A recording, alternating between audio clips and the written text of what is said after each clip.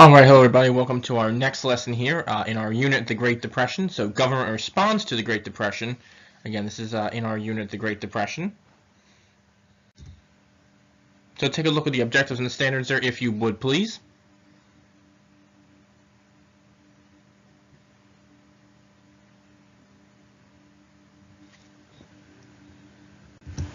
And our desired result. How did President Hoover respond to the economic crisis? There's a picture of President Herbert Hoover there. We already talked about him, some of his role in government and World War I there earlier in the year this year, but as president, we're going to focus on his role in responding to the economic crisis. So again, how did President Hoover respond to the economic crisis?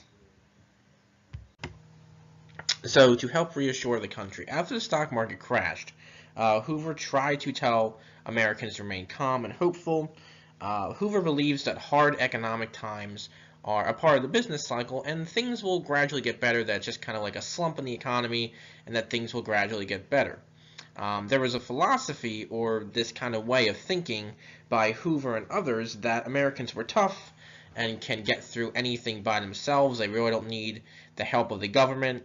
Hoover also believed that charities and local organizations should take the lead in helping those who need it instead of the government.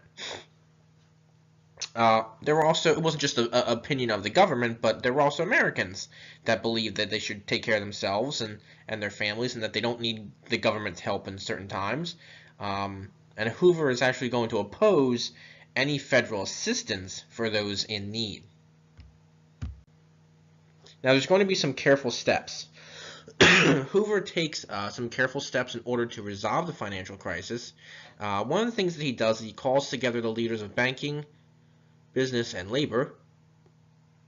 They were asked not to lay off workers, and they also asked that people not go on strike.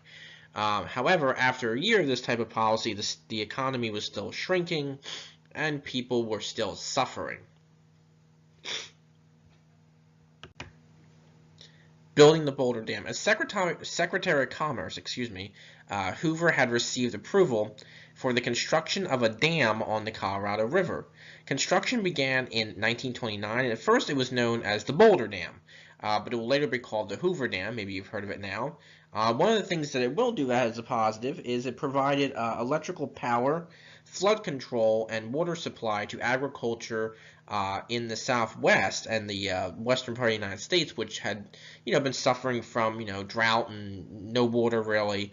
So this was a kind of positive of the Hoover administration.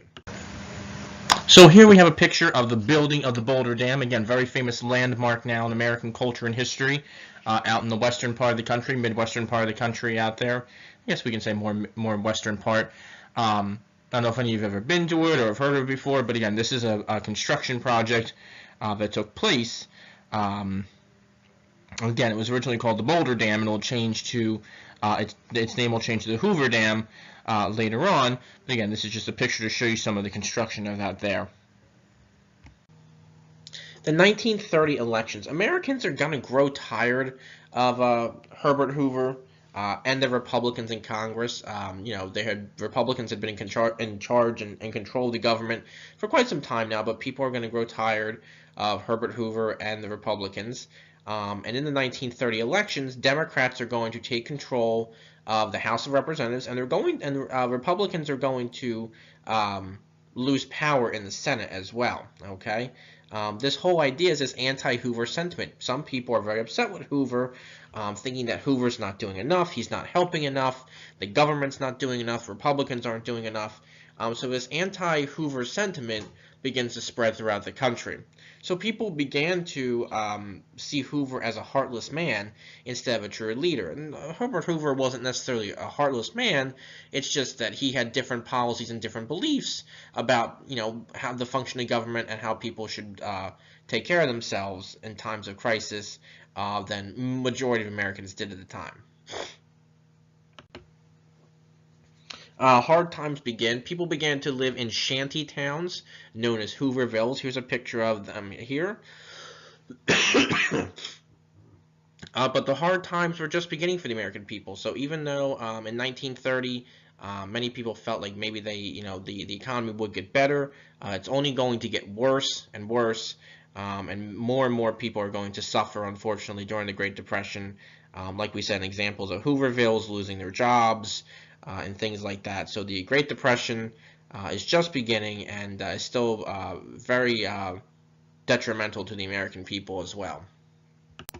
So our closure here, how did President Hoover respond to the economic crisis? Think about some of his beliefs, some of the policies he came up with the government to try and help people. How did they work? How did they not work? And things like that. All right. So I hope you have a great rest of your day. Try your best on the questions that follow, and I'll hopefully see and talk to you guys soon.